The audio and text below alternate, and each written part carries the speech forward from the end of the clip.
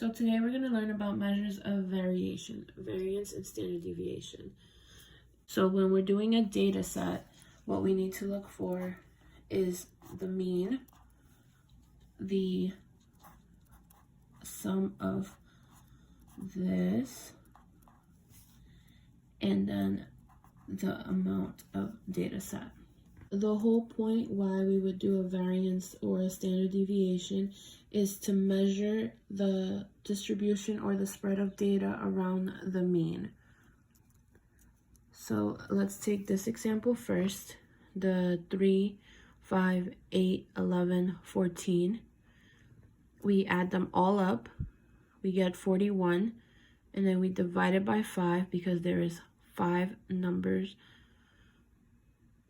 and we get 8.2. So this would be our mean. Our mean would be 8.2. Our sample size is 1, 2, 3, 4, 5. It's 5. And now all we need to do is find this. So some people do it differently. The way I do it is I just set it up first. So x is 3 minus the mean is 8.2. And then we just do that for all the other ones.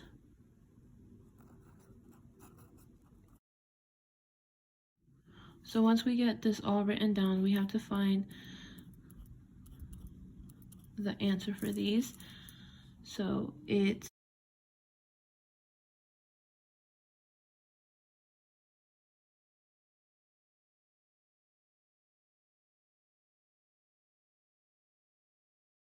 and once you get your answers for all of these, you just want to square them. So then this would be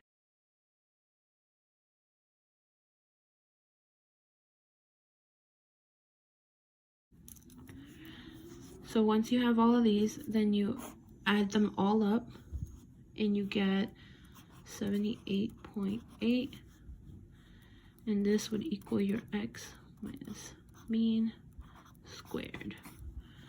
So then you can add it here, 0.8.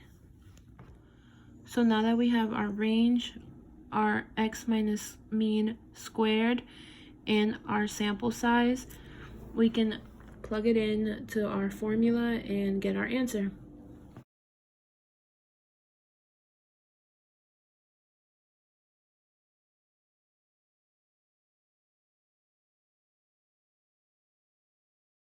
So then this would be your variance.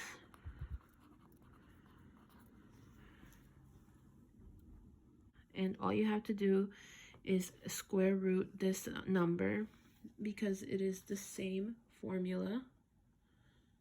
Just square root it for the standard deviation. So then the square root of 19.7 is 4.43846. And we can round it to the 2 decimal points, and it would be 4.44 as the standard deviation.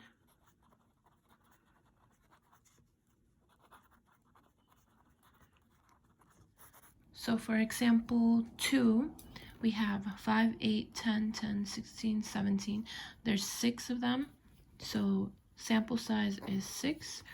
The mean is adding all of these up and then dividing it by the number of the sample size. So it is 66 divided by 6, and it equals 11. So the mean is 11.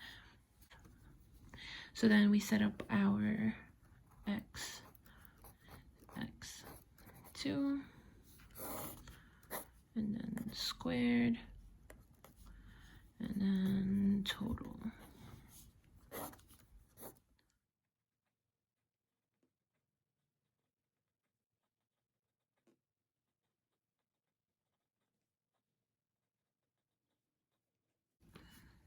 So now 5 minus 11, it's -6, squared, it's 36, 8 minus 11, -3, squared, it's 9,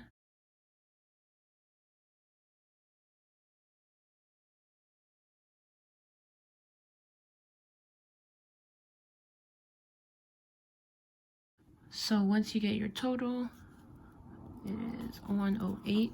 So this is x squared. So you could put 108 here. And this time we'll look for the standard deviation.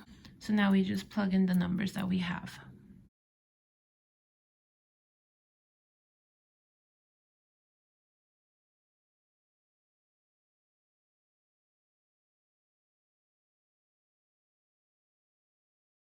So now that we have our total, we can round it to 2 decimal points.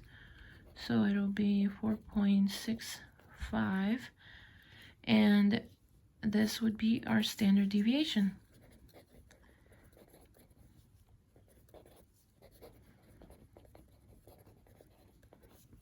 And if we wanted to look for our variance, all we would have to do is square it. So this squared would equal 21.6. And that is your variance, and this is your standard deviation.